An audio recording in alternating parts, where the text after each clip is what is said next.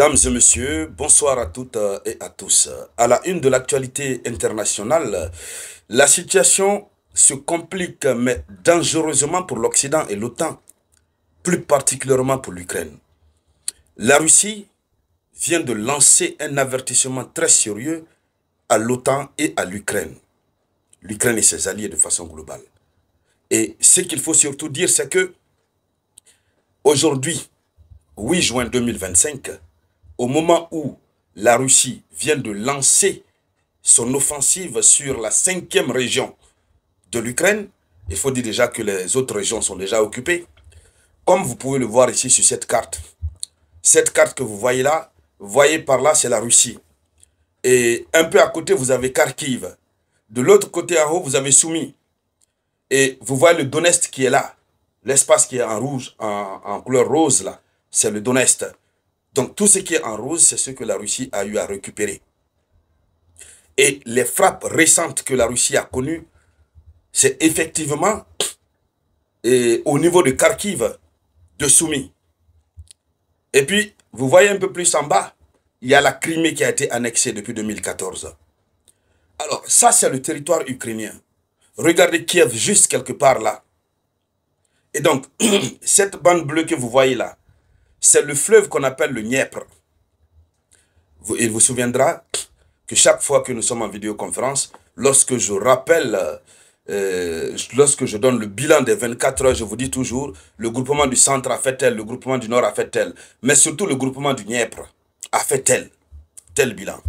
Donc ce Dniepr, c'est une zone extrêmement stratégique. Dès que vous franchissez cette zone, vous tombez automatiquement sur la partie occidentale de l'Ukraine.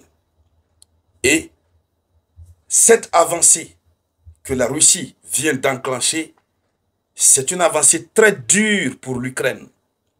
Regardez ici.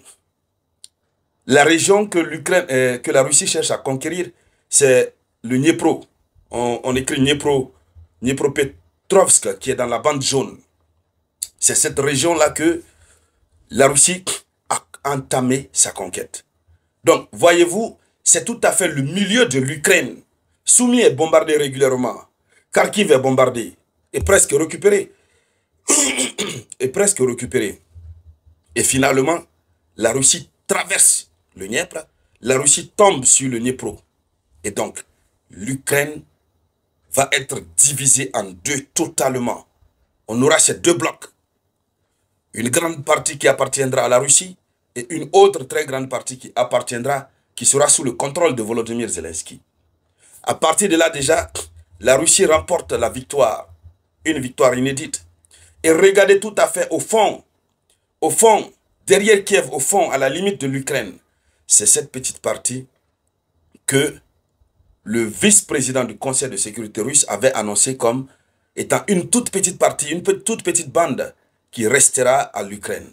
Toute cette partie-là est considérée comme devant faire partie de la zone tampon que la Russie a décidé de mettre en place. Une zone tampon, ça veut dire une zone où il n'y a pas de conflit. Et toute cette zone va revenir à la Russie.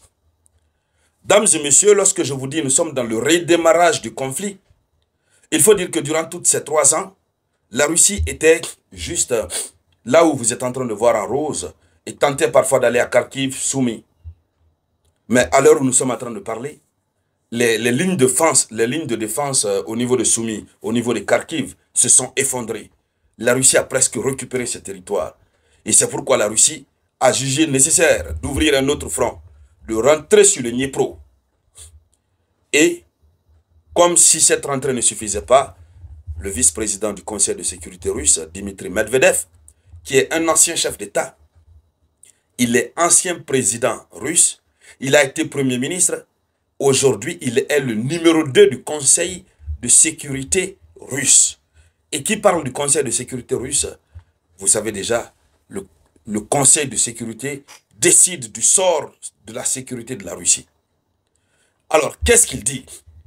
Quel est l'avertissement sérieux qu'il donne aux Occidentaux? Dames et messieurs, dans le cadre de cette vidéoconférence, c'est de cela que nous allons parler.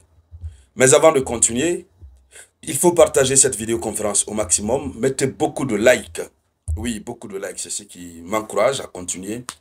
Laissez surtout beaucoup de commentaires. Allons-y dans les profondeurs. Qu'est-ce que Dimitri Medvedev a dit?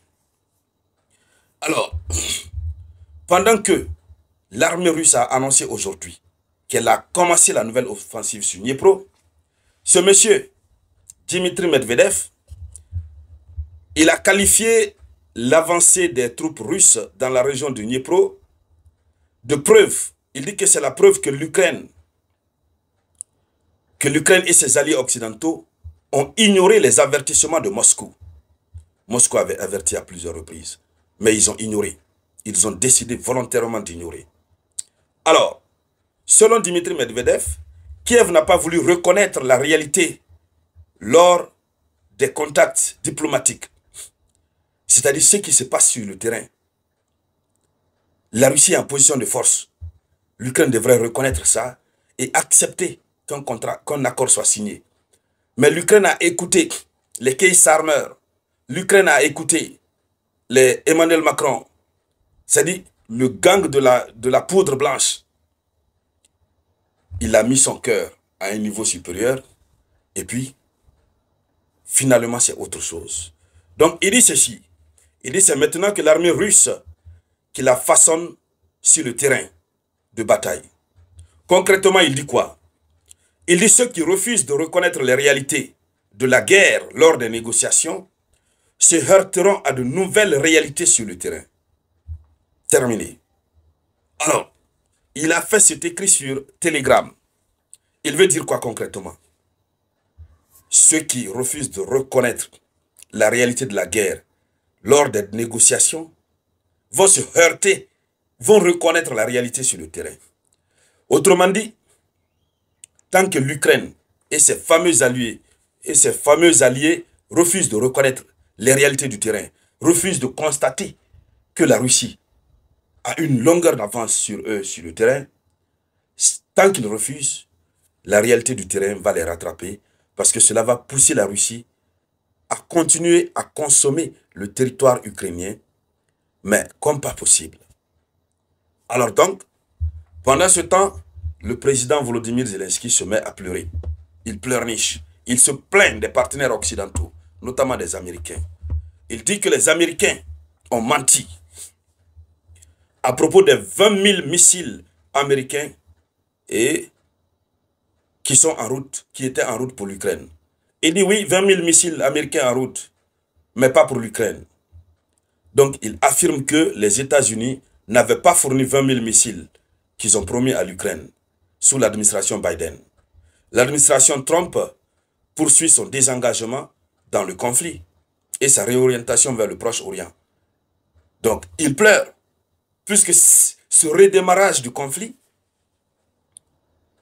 trouve que l'Ukraine n'a aucune munition, l'Ukraine n'a aucun moyen financier. Pas de soldats sur le terrain. En tout cas, s'ils sont là, ils sont peu nombreux. Et donc, voici la situation.